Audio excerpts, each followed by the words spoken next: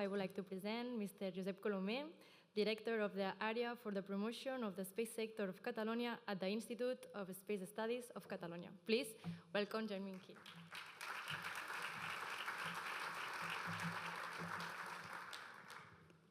So good morning, everybody.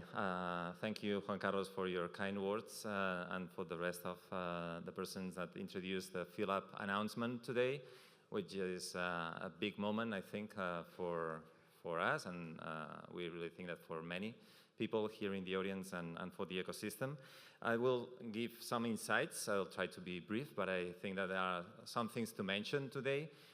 So the Phi-Lab Spain at Barcelona will foster collaboration between academia, industry and investors with a consortium that is coordinated by our institution, the Institute of Space Studies of Catalonia, but that is composed also, importantly, to mention all the members of the consortium, the I2CAT Foundation, the Cartographic and Geological Institute of Catalonia, the Fundación General CSIC, the Knowledge Innovation Market Foundation, Arribes and Lightman, the University of Valencia, the Polytechnic University of Catalonia, the Barcelona Supercomputing Center, Ricardo Valle Institute of Innovation, the University Autonomous of Barcelona for the ESA-Melissa pilot plant, and finally the Institute of Photonic Sciences. The expertise of these consortium members allow us to cover the different roles required to run the Phi-Lab.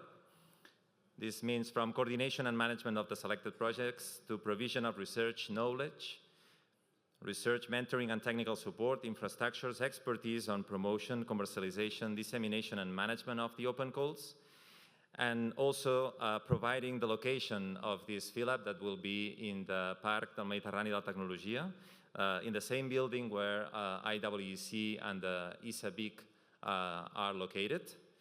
The Phi-Lab Spain at Barcelona aims at pioneering resilient and sustainable technologies for climate change effects, prediction and mitigation, while serving as a hub for economic development, providing the economic operators with opportunities to develop innovative technologies and bring these solutions to market. The Phi-Lab aims to contribute to better understanding of climate change and enhancing climate resilience based on space technologies in Spain as its ultimate societal goal, and to export the results to other European and Mediterranean regions that could also benefit from them. To achieve this objective, mastering science data and fostering technology advancements are the main key factors here, together with local actions and a strong cooperation at international level. The expertise within our consortium captures the vanguard of technological innovation, strategically aligned with the global need for applications to adapt to climate change. A multifaceted approach is needed to embrace the critical challenge of climate resilience, integrating the latest advancements across various scientific and technological domains. The consortium has been tailored through the identification of several technologies as target technologies for cross-fertilization projects, allowing room for innovation and the development of climate resilience-related applications. The list of technologies and flagship programs where the consortium entities are involved cover from data analysis and information technologies, space and satellite technologies, green energy transition and environment technologies, and emerging technologies in different areas. The economic operators that will be selected from the open calls will benefit from the collective expertise of the consortium members and by a dedicated team that will support their research and technology development journey. Specifically, they will have access to a range of tools, such as curated data sets, equipment, and facilities to accelerate their projects. The Phi-Lab Spain at Barcelona will actively seek out projects that align with the emergent technological expertise within the consortium, the regional and nationwide capacity, fostering a dynamic environment of shared knowledge and growth. With the mission to bring innovation and application together, a variety of services will be offered by the Phi-Lab. It will facilitate the way for pioneering ideas to reach the market, thus supporting Spain in its goal to become a European leader in space exploration and technology. This new center will be dedicated to supporting innovative and disruptive projects through calls for proposals. This means that we are going to allocate the total budget of 4.4 million euros in the next 4 years to entities covering from big companies, SMEs, and startups to universities and research centers that respond to the open calls by submitting proposals for the execution of the projects focused to translate research into commercial applications and products. The first call is going to be published quite soon, so stay tuned to be the first ones to benefit from these opportunities. The Phi-Lab will offer, in addition to funding, a large knowledge network, IP management, technology support, access to infrastructure and business coaching, and comprehensive support to incubated projects. The program will also have an important co-funding from the consortium entities, whose main contribution comes from the government of Catalonia through the 3 entities that collaborate in the deployment of the new space strategy of Catalonia. I mean the IWC, I2CAT, and ICGC.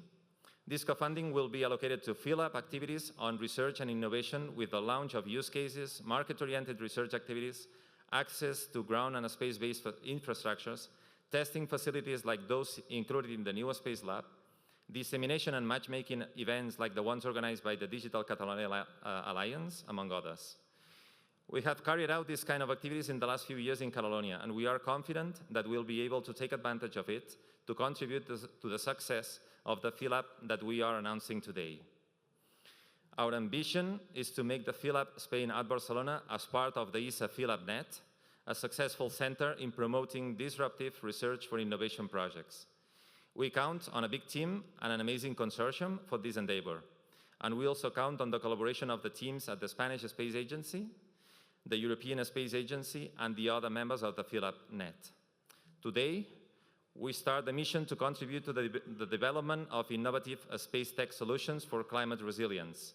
We are ready for launch, and we ask all of you to be ready to join us. Thank you.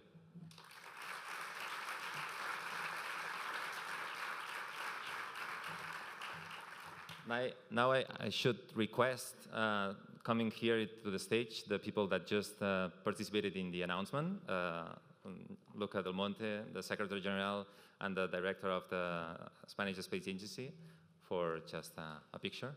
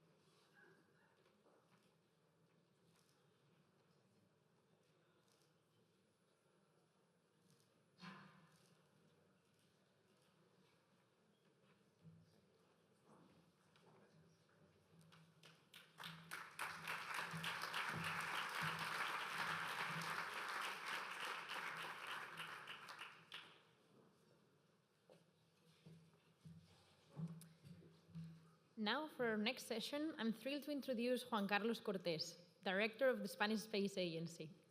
Juan Carlos also serves as the head of the Spanish delegation at the European Space Agency and the vice president of the ESA Council, as well as the Spanish representative on the horizontal committee of the European Space Program. With over 34 years of experience, he's a recognized expert in R&D management and a leader in Spain's space sector, having played a key role in advancing the country's contribution to major space programs since 2004. His impressive career spans leadership positions at CDTI, where he managed Spain's participation in European R&D and international scientific cooperation. Today, he will be giving us a talk titled Boosting the Space Sector, Opportunities for the Industry, highlighting how we can unlock new potential in the space sector. Remember that you can ask questions through the app, and he will have some time for answers later. Please join me in welcoming again Juan Carlos Cortés to the stage.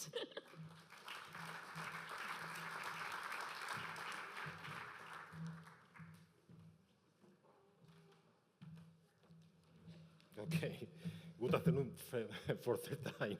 It's really a pleasure to intervene in this session. I'm going to present to present some hints of the Spanish Space Agency. I think that everybody knows it, but I would like to insist in some key features that I believe is important. And after that, we will go over the main programs that are currently running and the main opportunities for the future. I have to say that this is not the right moment because we are now starting the discussion of the programs, of the menu of the next ministerial meeting, and it's too early. But in some months' time, we will be in a position to discuss. Indeed, we will prepare with most of you all these programs in order to prepare a sound proposal with a view to next ministerial meeting. So, the first thing I would like to say, speaking about our agency, is thank Miguel Bello, that should be over there. I don't know. He's over there. So, now yeah. Because he was the master of the agency, and we are here today thanks to him. So, first of all, Miguel, thank you very much. It's really a pleasure. So, as you know, the agency was created 1 year ago. But the discussions are long. I remember that when I was working in my previous life in other organization of the ministry, 15, 20 years ago, we started preparing the dossier for creating a space agency. But it's a rather complex process because the main idea is to put together competences and to put together budget of different institutions. This is not easy, let's say this way. But it's a reality.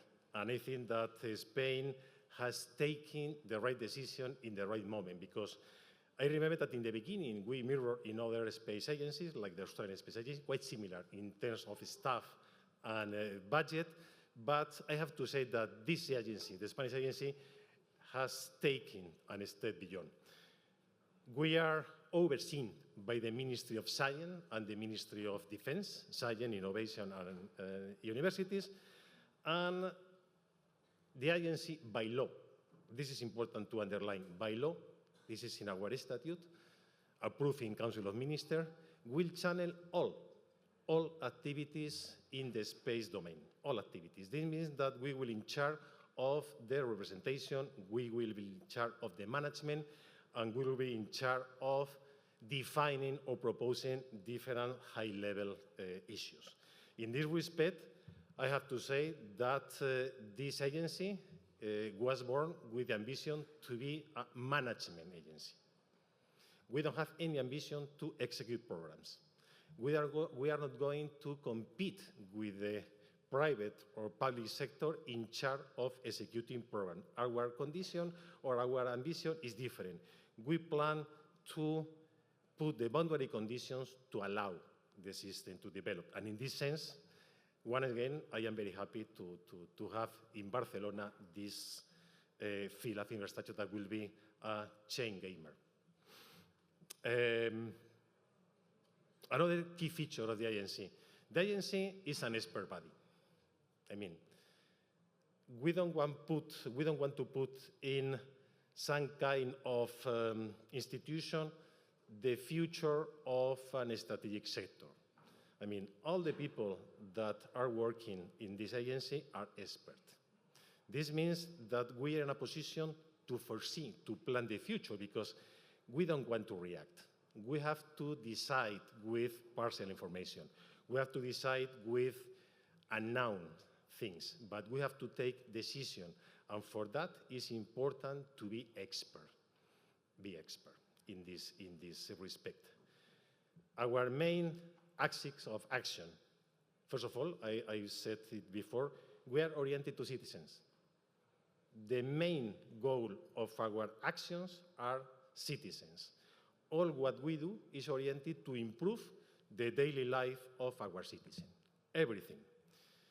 The cooperation is in our DNA, cooperation at different levels. Indeed, we have created what I said before, the CODIMA fora to discuss and to coordinate future strategy for missions. It's important to insist on that, not only regional, not only national with other ministries, but international. Why am I saying that? Because it's clear that the world is evolving. in the past was more multilateral. Now it's becoming more multipolar. And this means that to be part of a multilateral organization is not enough.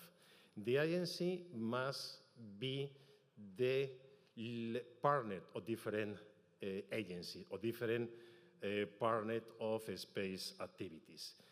And this is clear to me. I have a directorate dealing precisely with international cooperation. And I'm not referring to representation in ESA on the European Union Space Program. I am referring to cooperation with different actors. We have, I insist again, by law, the responsibility to prepare a draft of a space policy. Never in Spain, never has been a space policy, never. We have also the responsibility to draft and to implement a space strategy. As far as I know, is the second strategy on space matter that our country is proposing. And we will contact you in the coming months for this purpose. Why? Because in the agency, we will prepare a draft, but this draft is just a starting point. This draft will be discussed with different ministries, will be discussed with space agents, industry, users, scientists, and will be discussed with the regions, with the objective to have a state strategy. We don't want to have a Spanish space agent strategy. This doesn't work. We have a state strategy that commit all of us. And last but not least, we are instructed by law to prepare a draft of the future space law. This is a key issue. Never has been in Spain a space law. And it's key. It's key, let's say, not to constrain the sector, but quite on the contrary, to catalyze the development of the sector. And the space law, the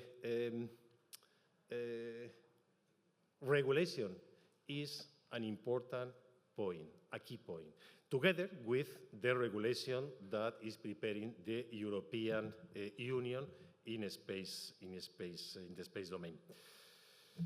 We have also in charge of preparing the technology taxonomy. We have to prepare a document where we list a large variety of technologies, and we propose what will be the strategy to acquire these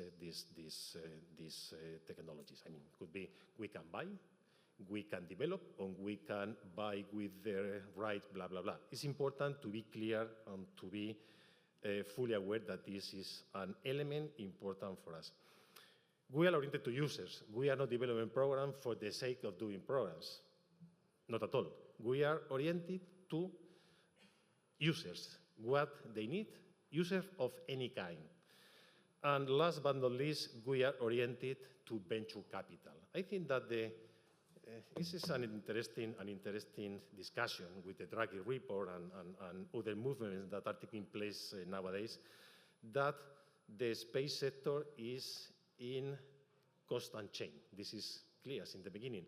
But now the space sector is a constant change with a high acceleration. Things are changing quite rapidly, and we need to prepare for the future.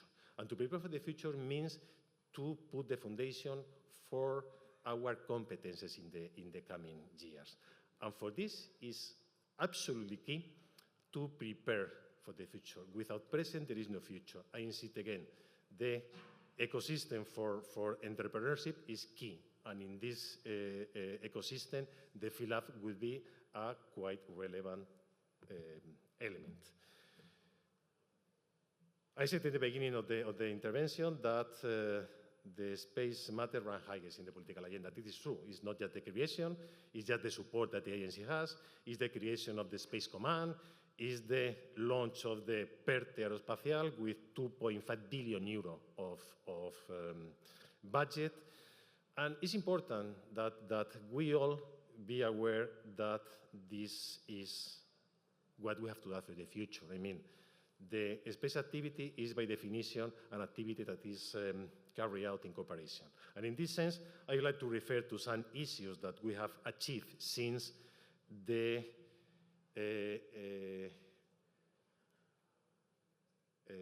last month of May that I was appointed, and I have the, let's say, the activity has been frenetic, I would say.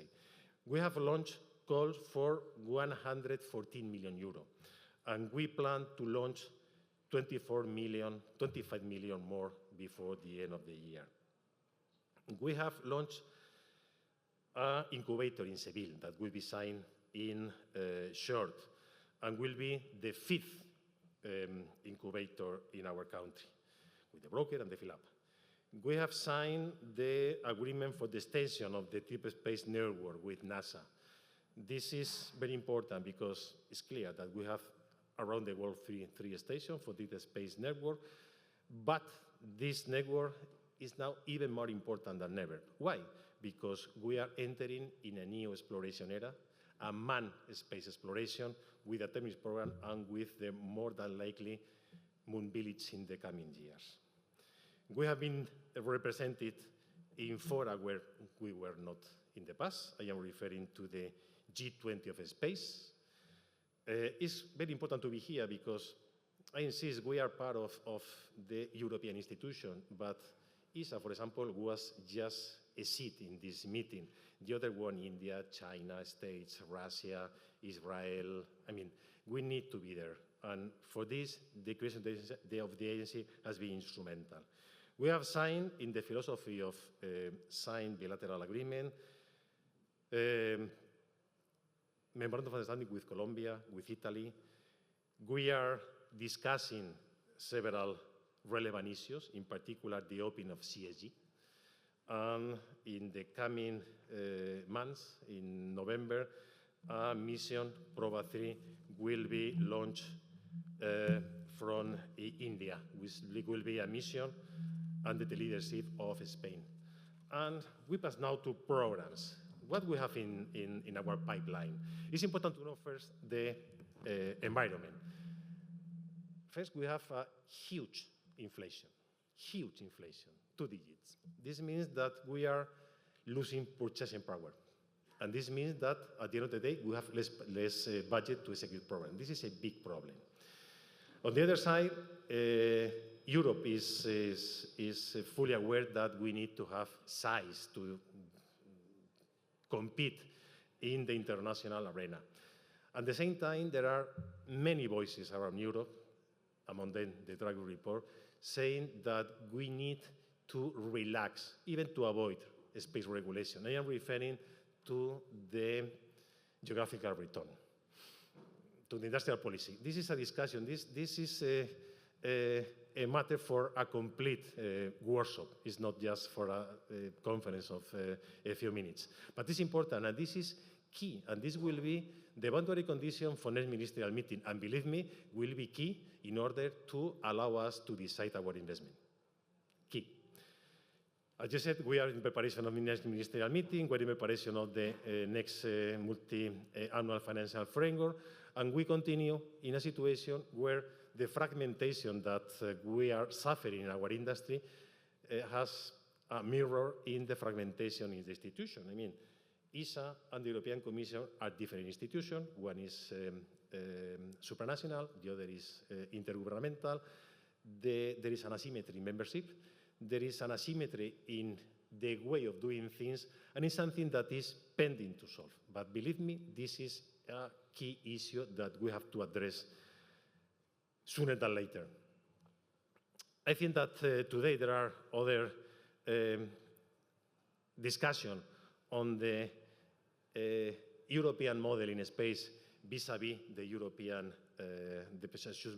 the United States model or China model of India model. To me, there are no comparable. We are speaking about different things. We are not compare Europe that we are launching 7 Ariane per year with the States or China that they are launching 130. I mean, there are different economies of scale. So this is, let's say, the boundary condition that we have to face. And what about programs? By far, one of the most complex issues are launchers. To start with, Europe doesn't have a heavy launcher. We have to rely on others. This is a big problem. Just out of curiosity, Starships is 10 times Ariane 6, 10 times.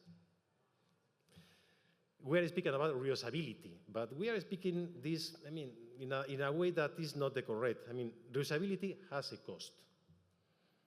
I mean, the European model is based in production rate. It's not based in launch rate. Our industry needs the production to survive. So the reusability is a quite serious issue that we have to address in the right way. We have to address as well the infrastructure, the model to exploit the European launches that, my opinion is that, let's say this way, has room for improvement.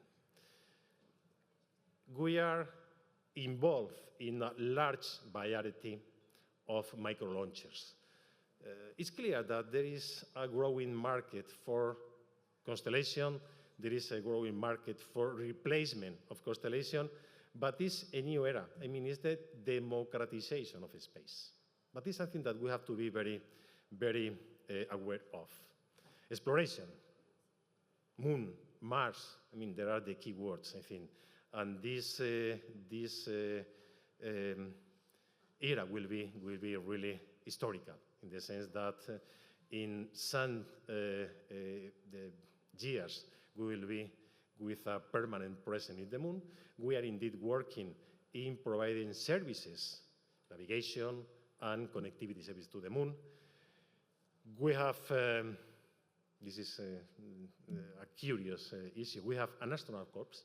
Europe have an astronaut corps, but Europe doesn't have a system, a capsule to put this astronaut into orbit. And it's a political discussion. I mean, we have the capabilities. I have to remember Hermes many years ago, ATV. I mean, we have the capabilities, but it's a decision. It's a decision that will be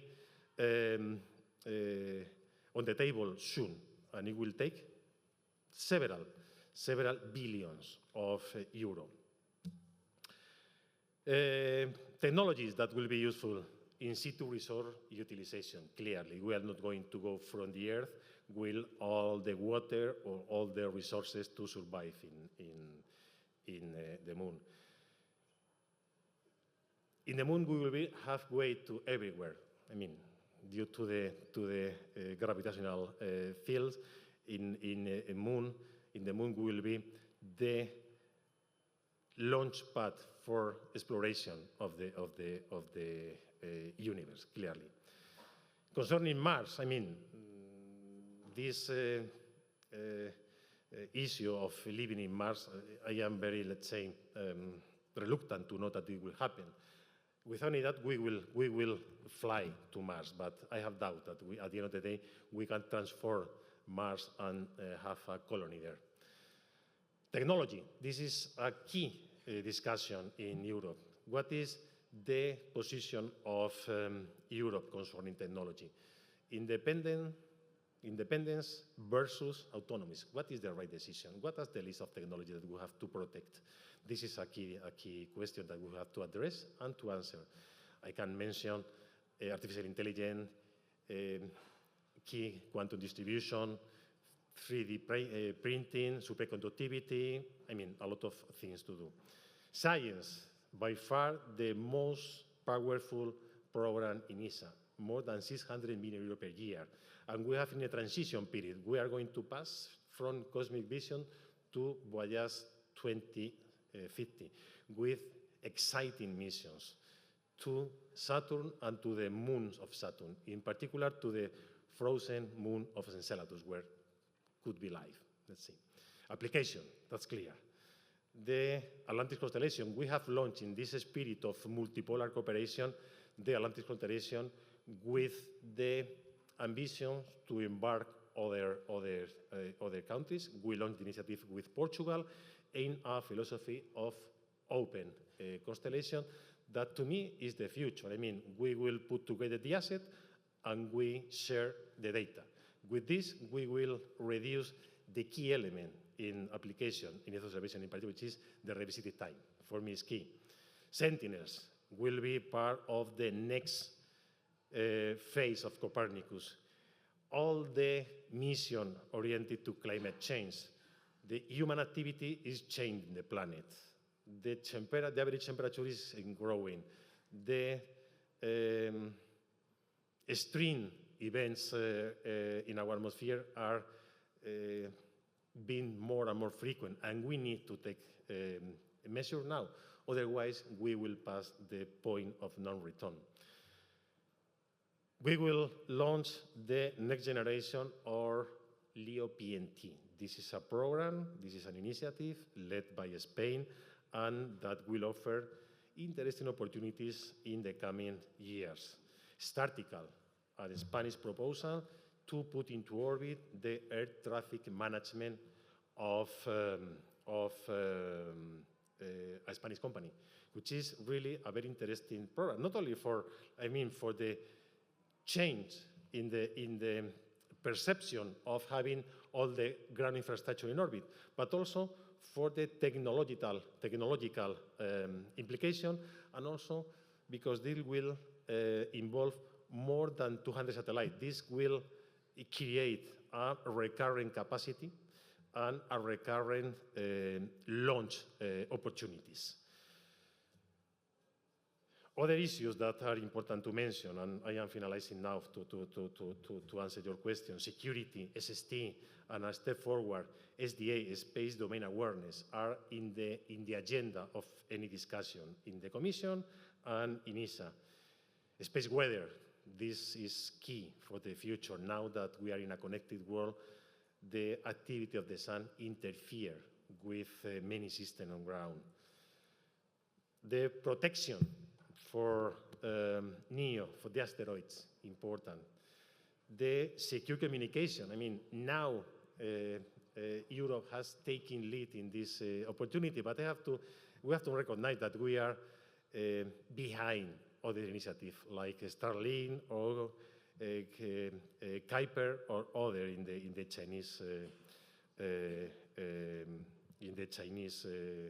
part of the business.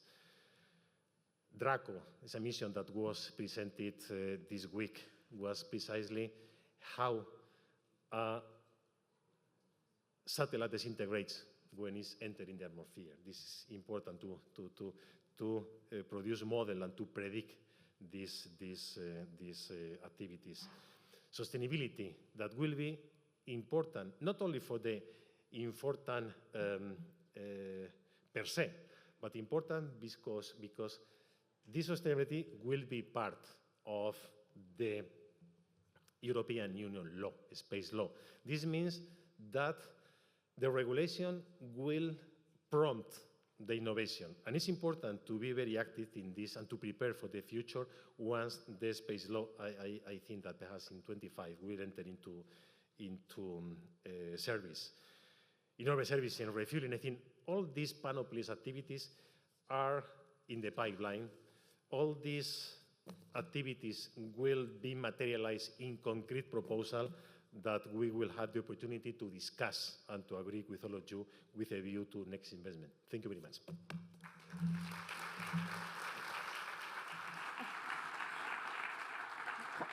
I think we have time for a few questions if you want, Juan Carlos. Sorry, you're going up and down the stage a lot today. All right, yeah, thank you so much for that insightful overview. As a co-founder of a small startup, I truly appreciate your perspective, and I'm sure that many more people here in the audience does as well. All right, we have the first question. Being the EU space law in the pipeline and eventually arriving earlier, how will the Spanish Space Agency align the Spanish space law to the EU's? Does it foresee the three pillars of... well, I think that gives us a little bit of a start to the question. No, but I understand. I Yeah? know what follows. Perfect. This is a quite relevant question, and I have to say that we have posed it in the past. The European space policy will be in charge of creating this global framework with matters related to sustainability, to green space, and to regulation and standardization, clearly. In our case, our space law will be, of course, aligned with this European space law, but I would say that will be more concentrated, more focused on our activity. I would say that the European law will be an European space law, and our law will be an Spanish space activity law. I mean, will be more focused on what we have to do, the register of satellites, several conditions to launch satellites, and so on. But there are two different levels, absolutely coordinated. We are already working with the Commission in this respect. But a very good question, and important. That's great to hear that there's coordination in that field. Right, we go to the next question. What would you say is the most significant project for the Spanish Space Agency at the moment? I mean, it's difficult to say. It's difficult to say because there are different levels of projects. On one side, we have a national level. Without any doubt, the most important program is PTE. PTE stands for National Space Program, 70 million euro. In the bilateral arena, clearly the most important program is the Atlantic Constellation. It's a program that is totally financed, this is important to say, and is in the process of implementation. And it's important because will be a key program to fight against the climate change, will be a key program to analyze, to take care, to watch the resources, will be a key program to fight against pollution, will be a key program to gather with other programs, in particular with Portugal, but others, in order to have this system of systems that we result in a global system. Just an example, we have 8 satellites in our constellation. We have another number in other countries. For example, in the case of Greece, they have even more satellites than us. This constellation will be interoperable. We will share data, and in our areas of interest, we will have, with this open constellation philosophy, a revisit time that will decrease substantially. That's great. One dimension. International is not a project.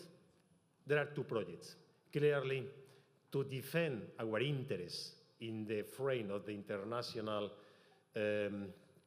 conference of 25 in ISA, and to defend our interests in the definition of next MFF and space program in the framework of the European Union. I don't know what will be the budget. The current budget is roughly 15 billion, and I hope that this will increase substantially, hopefully double. But this is my desire, it's not a reality. That's great. Okay. Thank you very much, Juan Carlos. Thank you for your participation today. Okay, thank you. Thanks.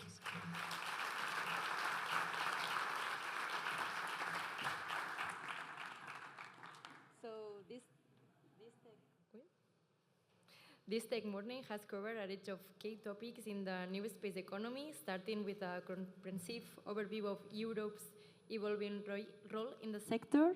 Also, we have talked about commercial space stations, and we have explored the synergies between sea and space, followed by a roundtable discussion on the impact of emerging satellite constellations. The sessions conclude with insights into new opportunities for boosting the space industry.